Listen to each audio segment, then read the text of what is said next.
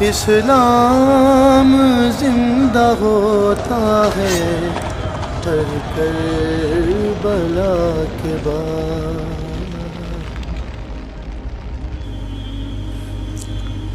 میرے عزیزو، میرے بھائیو، کربلا ایک سبق ہے۔ کربلا صرف 10 دن رونے دھونے کے لیے نہیں ہے، ایک سبق ہے کہ اپنی زندگی کو اللہ رسول کے سامنے جھکا دو۔ گردنیں کٹنے کے لیے اللہ ہم سے نہیں مطالبہ کر رہا، وہ انہیں ہستیوں کے لیے تھا۔ ہمارے ذمہ ہے کہ ہم اللہ اس کے رسول کے سامنے سر جھکائیں، مسلم بن کے چلیں، مومن بن کے چلیں۔ اللہ کے واسطے میرے بچوں، اگر میرے شاگرد ہو تو یہ دیوبندی اور یہ بریلوی یہ جھگڑے نکال دو، اپنے آپ کو مسلمان کرو، مسلمان۔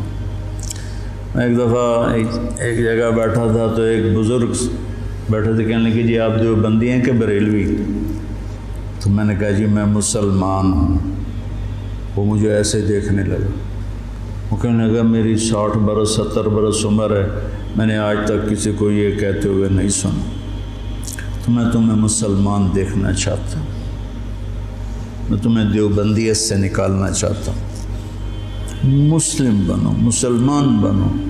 ہم امام ابو حنیفہ کے فتوے پر چلتے ہیں، ان کے فتاوی کی جو تشریح اہل دیوبند نے کی ہے ہم اس کو زیادہ صحیح سمجھتے ہیں، باقیوں کو عزت دیتے ہیں، احترام کرتے ہیں۔ ہمارے سینے کھلے ہوئے ہیں سب کے لیے، ہم ہی حق پر ہیں اور ہم ہی جنتی ہیں، یہ عجب تمہارے اندر سے نکالنا چاہتا ہوں۔ کریم بادشاہ ہے، جس کو چاہے معاف کر دے، ہم ٹھیکیدار ہیں۔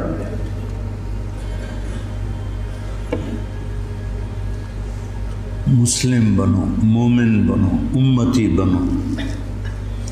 ہم شیعہ ہیں، ہم اہل تشیع ہیں، ہم بریلوی ہیں، ہم اہل حدیث ہیں، ہم دیوبندی ہیں، ان الفاظ کو چھوڑ دو بیٹا۔ پوری دنیا پھرا ہوں، کہیں یہ لعنت نہیں، یہ ساری بر صغیر کی پھیلائی ہوئی لعنت ہے۔ میں تمہیں چاہتا ہوں کہ تم ایک اچھے مسلمان بنو، کہیں بھی جاؤ۔ میری طرف سے ضروری نہیں کہ مدرسوں میں ہی پڑھانا ہے، اتنے مدرسے ہیں ہی نہیں۔ جس جگہ جاؤ بیٹا مسلم بن کے جاؤ، سب سے محبت کرو، سب سے دلوں کو صاف کرو، سب کی۔ تمہیں پتہ ہے میں یہ طوائفوں کے بازار میں جاتا رہا، ان کے گھروں میں بیٹھتا رہا، ان کو پاس بٹھا کے ان کو دعوت دیتا رہا۔ میرے لیے میں انہیں بیٹی کہتا تھا، وہ رو پڑتی تھی کہ سانتا جی کس سے آئی تائیں بیٹی نہیں آکھیا، تسی سانو بیٹی آکھیا۔ جب مجھے سٹنٹ پڑا اور میں گھر آیا تو ساری طوائفیں مجھے پوچھنے میرے ڈیرے پر آئیں، باری باری، ساری، بوڑھی جوان سب، کہ ہمیں بیٹی آج تک کبھی کسی نے نہیں کہا۔ ایک سے میں نے کہا اپنی بچی کی شادی کر دیں،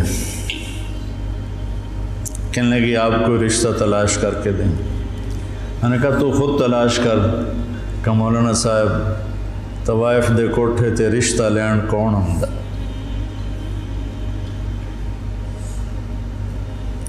طوائف دے کوٹھے تے تب خریدار ہی آن۔ طوائف کو طوائف کس نے بنایا؟ وہ اسی طرح میاں صاحب ہے اور اس کے ماتھے پہ طوائف کا ٹیکہ لگ گیا۔